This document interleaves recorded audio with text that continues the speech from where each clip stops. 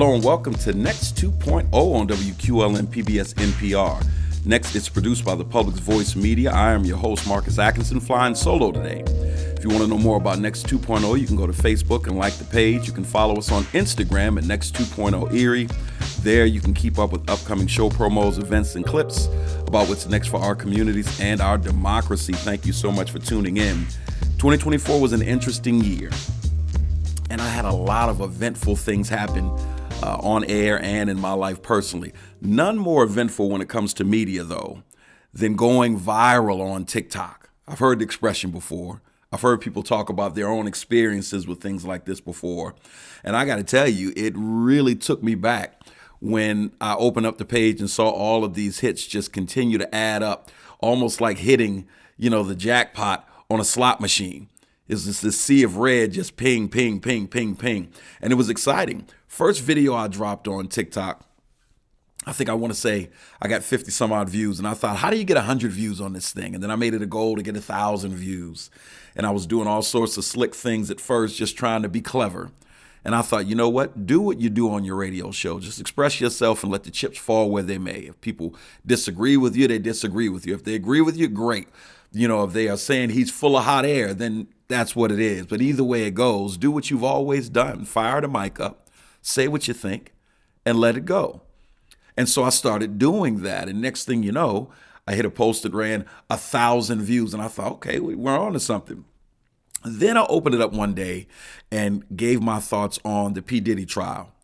And you can go to my TikTok page. It's actually for the briefing room and not Next, because the language is a little more colorful than it is here on Next. I fired up the microphone and talked about Diddy.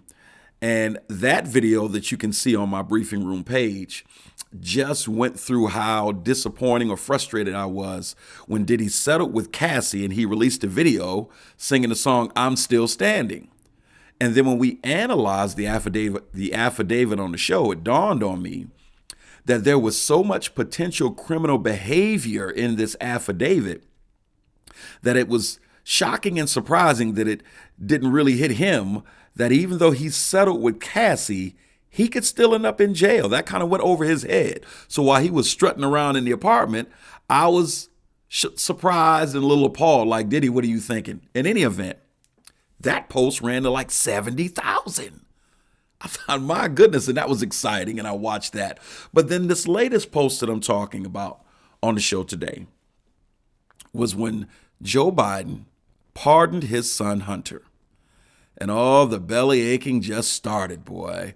Everybody had something to say. Everybody was frustrated. Everybody, see, the Biden administration is corrupt and yada, yada, yada. And MAGA went crazy. And I said, now, wait a minute. Because a friend of mine texted me and said, you see Joe Biden pardon his son? I said, no, I turn on the news. And I'm reading all of these reactions on social media. And I was texting back and forth with a friend of mine. And everything I was saying to this person via text, I said, you know what? I went down and I fired up my microphone and I fired up the phone. And I said, let me put this on TikTok because this feels hypocritical.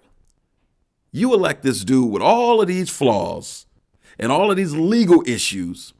And now you mad because Joe Biden is taking the law into his own hands. I don't even think at this point it's even a matter of whether or not he should or shouldn't have done it. It's the fact that you've opened up the floodgates on what should and shouldn't be allowed by presidents by electing this guy. And so I went into my lab and I recorded the TikTok video that you're about to hear in a second. And I let it fly. And I said it like I meant it. And you'll hear that in a minute. But a lot of the more colorful stuff is bleeped out. And at the end of the day, it wasn't scripted. It never is. This isn't right now. I'm just kind of talking to you. And I laid bare the fact that this was, again, hypocrisy at the highest level, and that this Pandora's box that's been opened is going to forever alter the legal and political landscape in this country forevermore. That's my lead in. I'll let you judge for yourself. Take a listen. So Joe Biden made the conscious decision to pardon his son. There's an old hip hop song from my generation, as you can see from all the grays. And the hook went, you can get with this or you can get with that. You can get with this or you can get with that. America, you cannot have it both ways. Either the law matters or it doesn't. Either the code of conduct for presidents matter or it doesn't. Either the president is held to a standard or it doesn't matter. It's one of the two. You said you wanted somebody that could secure the border. In your mind, that was Donald Trump. You got him. You said you wanted a stronger economy. And in your mind, that candidate was Donald Trump. You got him. You said you wanted somebody to make America great again. And in your mind, the candidate to do that was Donald Trump. Here's what you don't get. You don't get to throw all the rules out the window on behalf of that candidate. You don't get to skirt the system on behalf of that candidate and then expect everyone else to toe the line. This is conventional wisdom. I'm a basketball coach, and I understand with children, let alone adults, you allow bad behavior from kids or from parents, it turns into a snowball effect. It is not sustainable. And so if you want to let one child be a diva and do whatever the hell he or she wants to do, just know that there's going to be a trickle-down effect for those actions. If you're going to allow one parent to be a tyrant, to run everybody off of the court, to do and say whatever they want to do and say whenever they want to do and say it, then be prepared for the blowback, because you're going to have problems from other parents. This is with dealing with kiddie basketball, let alone politics, right? I look at Joe Biden's decision and I can tell you exactly what he was thinking, no matter what the official statement says.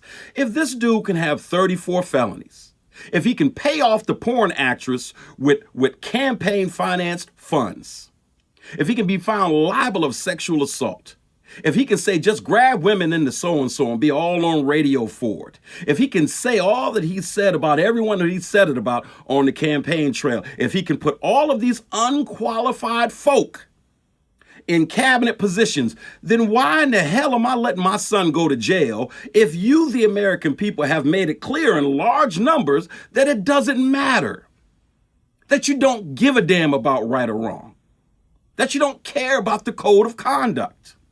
Now, you voted for him, you got him. You don't get to dictate what everybody else does, because I'm telling you, not because I'm a guru, not because I'm Nostradamus. I'm telling you that from a common sense standpoint, if you let one powerful person do all of the crazy that this person has done and continues to do, then that will become your norm. You see the way the Republicans, if you even want to call them that, have normalized this behavior? You see the way that so many Americans have normalized this behavior? Let me give you a local example. There's a young lady, young Hispanic lady on city council here in my hometown. She put a post on social media and she compared red MAGA hats to white KKK hoods. Oh, she had her say. She had everything under the sun to say about people that voted for Donald Trump. Because in her mind, it made no sense, and she made a couple of judgment calls. Now, I'm not going to say whether or not that was right or wrong. It was her prerogative. A whole bunch of people in red hats stormed City Hall, crowded the room, and demanded that she step down because of her callous words. Demanded that she step down because of her judgmental words. Are you kidding me? Do you know how utterly stupid you sound right now? You won the election. You got your guy. You traded decency for it. You won your election. You got your guy. You traded political germaneness for it. You won the election. You got your guy. You traded anti-bullying for it. You see what I'm saying? You threw it all out the window. You can't get it back. You can't unring that bell, right? The standard is forever changed unless and until America steps up and says, wait a minute, this is unsustainable, right? Bad behavior in an official capacity, especially an official capacity that wields great power, is not sustainable. Especially in a country where there has been a standard of some sort for an extended period of time. And so you open the floodgates for that candidate. You open the floodgates for that cohort of people that all follow behind him. And you think you have the luxury of just sitting back and saying, yeah, we got it like that. No, other people are going to follow suit. You act a damn fool, I'll act a damn fool. You want to break the law? I'll break the law. You want to act like decency is not an issue? Then decency is not an issue. You want to step in my face and say, F you. Guess what? I'm probably going to step in your face and say, F you back. That's the kind of society we're in now. And so if Joe Biden pardoned his son, it is what it is. That's your disposition with everything that Trump does, correct? I'm not trying to be controversial, but you are literally getting what you asked for. What did you expect? This is not going to be the last time this happens. You're watching Trump continually overreach, do things that are not just unconventional, but just downright not smart, right? And you think that there's not going to be blowback behind this. And so I say to you, especially those of you who voted for Trump, get used to this reality. You wanted conflict on a regular basis. You got it. You want a rule break on a regular basis. You got it. You want it tit for tat on an official level at the highest level. You got it. You wanted to see a military that was led by somebody completely unqualified. You wanted to see a school district that's led by somebody completely unqualified, for a central intelligence unit to be led by somebody completely unqualified. And you don't think there will be mutiny behind some of these decisions? You really think all of our people in the military are going to follow behind Pete Hegseth? Do you really think people from across the country are going to get behind a pro wrestling guru for the Secretary of Education? You signed on to this stupidity. Excuse it however you want. You signed on for it. Other people are going to do them in return. So you got two choices. You can either learn to live with chaos from everybody, or you can make the conscious decision to say, let us return to normalcy. You can get with this or you can get with that, but you cannot have them both, right? And so if you're belly aching about this, shut up already, because you got what you asked for. And so that was the post. And so I opened up the app after posting it, and it was just this sea of red for notifications. And it was this person shared it, that person shared it, this person inboxed you, that person's inboxing you.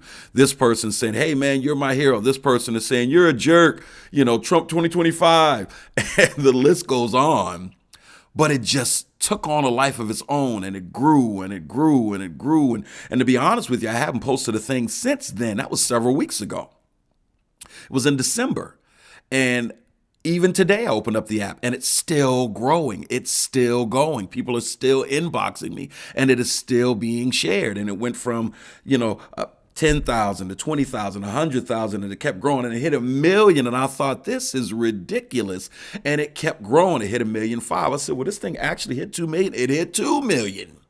And at last check, I'm at just a touch over 2.5 million views for this post. Now, what is that saying about where we are? I think it's saying a lot in terms of the setup and the lead-in for 2025. I think that it says that the dialogue in this country is forever changed. I mean, so much has happened since I posted that on TikTok.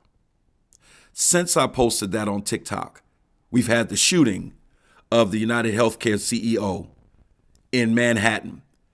And interesting fact, at the New York Hilton Midtown, I stayed at that very Hilton. I checked in the very next day at that Hilton.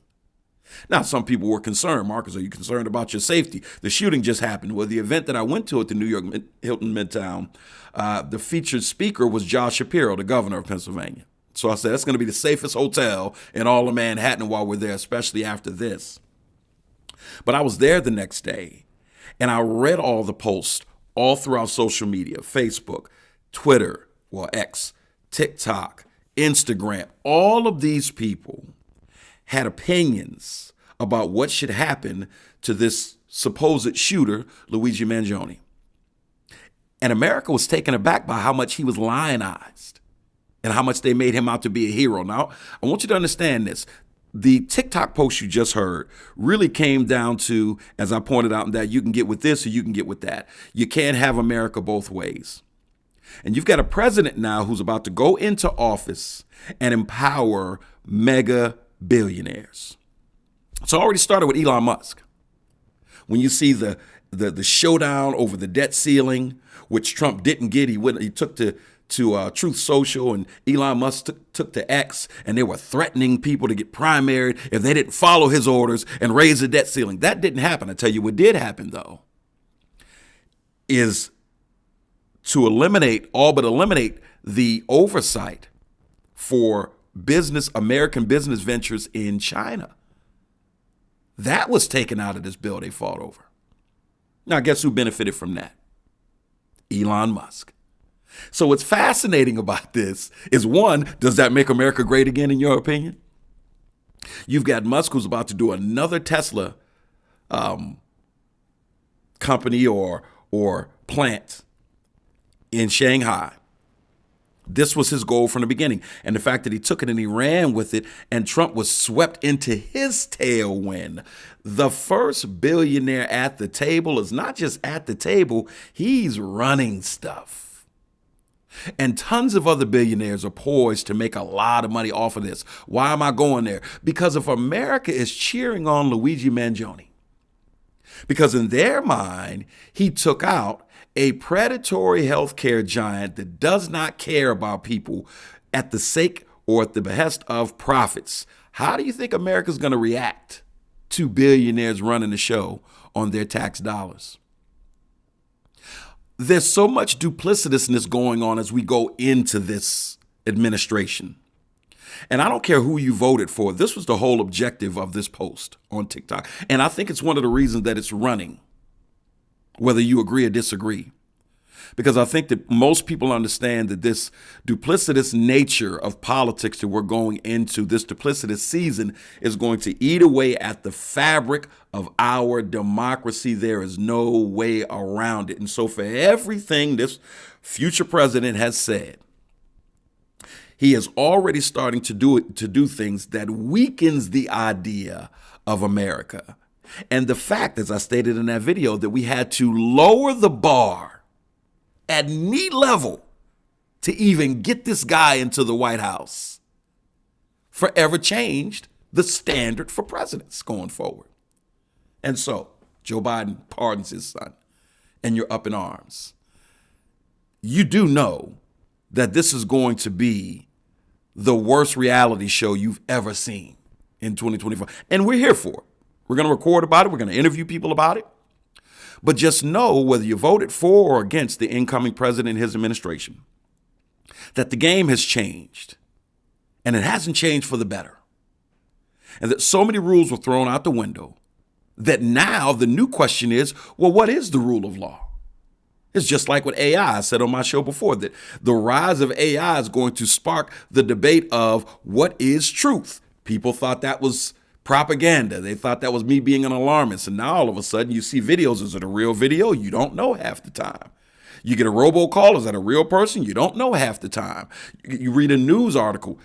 Trump coined the phrase fake news. Is it a real article? You don't know half the time. What is truth? And now, what is the rule of law? What is an acceptable standard? These are the questions that we'll have to wrestle with. This is why I believe that the post went viral. It's not even so much what I said. I think the passion in which I said it had a lot to do with the fact that the people who agreed with it were like, yeah, and they were reposting it. But even the people that disagreed with me, I'm a firm believer that somewhere in the back of their minds, somewhere in their psyche, they're saying, damn, I think he's on to something. Yeah, man. Yes. Careful what you allow, because what you allow, you give confirmation to, and what you give confirmation to is then going to become a part of your daily routine. And whatever that thing is, I hope you're okay with it being a part of your daily routine. There are things coming into this White House, 1600 Pennsylvania Avenue, that have been normalized, that are about to be taken to the next level. And America's not going down without a fight. What is that going to look like for 2025? We shall see. That was my viral moment for 2024. And I think that was a foreshadow of everything that we will be experiencing this coming year. The battle over the debt ceiling and the Dems pulling together and Trump not getting his way, I think were shots fired over the enemy's bow on both sides. I think that the Dems are going to dig their heels in a little bit. Trump's going to try to dig his heels in a little bit. And I think that the people around Trump are armed with their puppeteer strings, because there's a lot of people behind him. And how's this going to play out? But the fact that America has been trying to have this thing both ways in this election season, these chickens are starting to come home to roost. And Biden doing what he did is the tip of that iceberg, because, and I'll close on this, I guarantee that his thought process was what I expressed in that video. If this man can do everything he's done and still get elected president, and the American people have shown the world that they don't care, why should I? Don't think he's the last politician that's going to apply that manner of thinking in his or her decision making legislatively. All right? Listen. Thank you so much for listening. I'm Marcus Atkinson. That's it for our show today. You can tune in next time for more discussion and analysis with local and national guests. Remember that Next 2.0 streams on Fridays on all major podcast platforms, and the fourth Sunday of the month at 4 p.m. on WQLM PBS NPR, which is 91.3 FM. If you have a comment or suggestion, you can leave a message on the Next hotline at 814-240-8816, 814-240-8816. We look forward to hearing from you. I'm Marcus Atkinson. Come and join us again so that you can hear about what's next for our communities and our democracy. Peace.